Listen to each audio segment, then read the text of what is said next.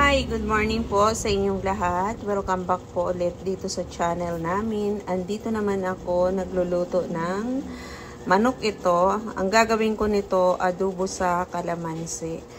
Ngayon, ang ginagawa ko, tinatanggalan ko muna ng tubig yung galing sa manok para di masyado malansa yung ating manok. Ayan, alas 6:30 na umaga. Tapos nag-washing din ako ng bedsheet ulit. At saka nagtutosta ako ng almusal ko. At yan yung ating manok. Ayan. Medyo prinito natin. Ayan, nakita nyo, wala na siyang tubig. Ngayon, ang gagawin ko, ganun din sa ginagawa ko pag nag-adobo ako. Igigisa ko muna yung bawang. Pag nagisa kasi ako, lagi kong inuuna yung bawang. Kaya, ganun-ganun lagi ako pag nagluto. Ayan, nilagay ko na yung bawang. Di na ako naglagay ng mantika kasi yung mantika na galing sa manok. Pero hindi na to masyado mamantika kasi tinanggalan ko to ng balat yung iba nito. Nilagay ko na rin yung sibuyas. Ayan, halo-halo lang tayo dito. Pero yung iba, hindi ko rin natanggal ng balat, kaya nagmamantika siya ng konti. Ito na yung ating kalamansi. Bango naman. At saka ito yung ating tuyo.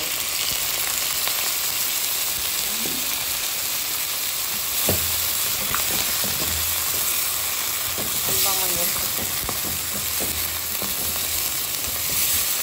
Ayan, magdaragdag tayo ng tubig dito. Ito na yung tubig. Ito na yung ating paminta. Yung buong paminta ito at saka dinurog ko na lang kasi mas mabango siya. Dito kasi, parang yung paminta na ano pa neto, durog, parang nilalo. Hindi ganun kabango. Ayan. Takpan lang natin na matuyot siya.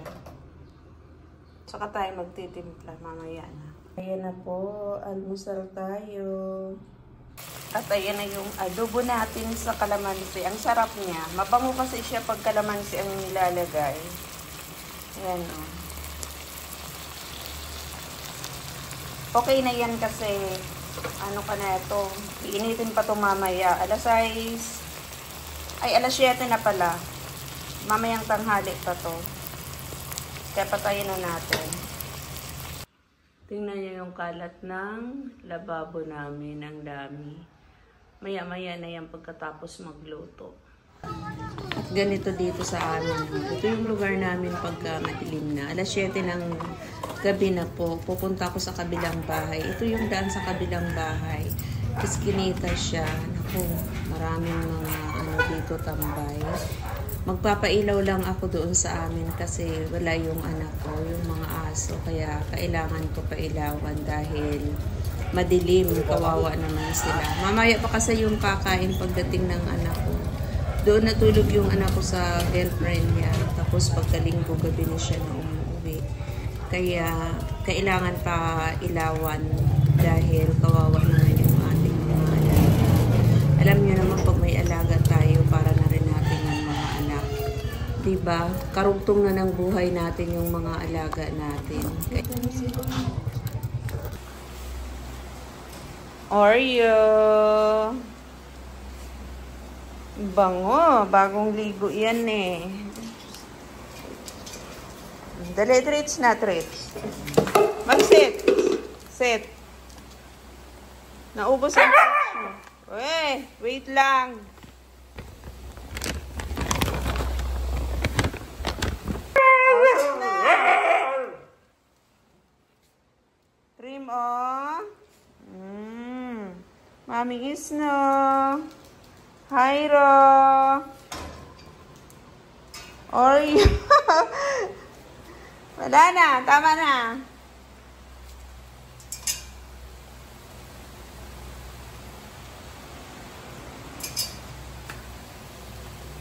Mami is no. At dito naman tayo, bantay na naman tayo ng tindahan. Ganun lang ang buhay natin, bantay tindahan, bantay shop, tapos luto. Ito kinaumagahan ito, yung may bagyo. Ayan, nagluto ako ng biko dito kasi parang gusto ko magkape. Tapos gusto ko magginataan sana ng bilo-bilo, hindi kumpleto yung ano niya, yung pangsahog. Kaya nagbiko na lang ako. Pero nagpa-order ako ng 4 na tao para mabawi ko yung gastos ng biko. Ito yun.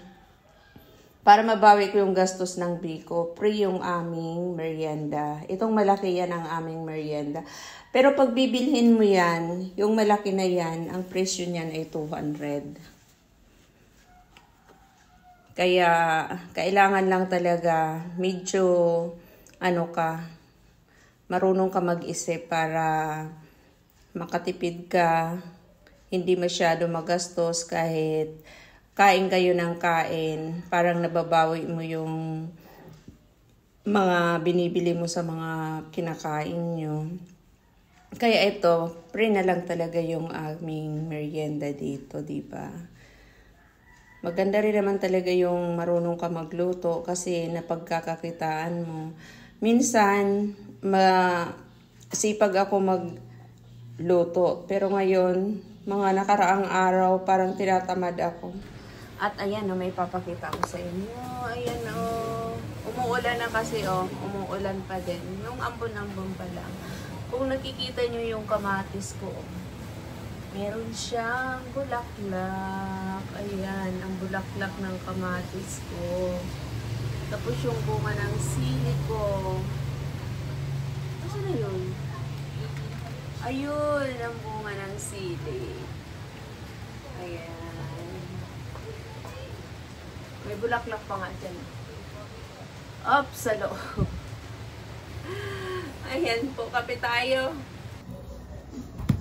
Alam nyo, ako'y naglaban ng sapatos ni Ria. Tuyo na to. Kasi pinabayaan lang niya tong mga sapatos dito. Kaya ako na lang ang naglaba. Meron pa dun. May labahin pa dun. Ilan pa yung labahin dun? 4 pa yung labahin. 3 lang ang nilabahan ko. Hindi na niya. Buti pa nung high school. Nung siya, nasa senior high. Ang sipag niya maglaba ng mga sapatos niya. Ngayon, pinabayaan na niya to. Kaya nilabhan ko na para mailigpit na.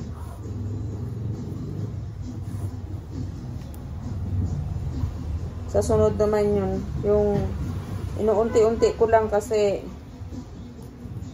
hindi ako pwede magpagod ng husto. Baka mabinat na naman ako. Siguro stress yun sa review niya, kaya ganun. Pinabayaan na niya tong mga mga sapatos niya.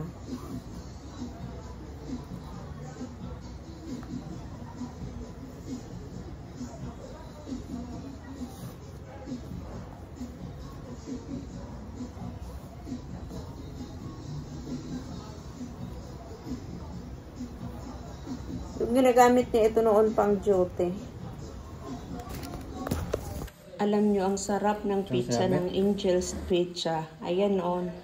Lalo na yung cheesy spinach.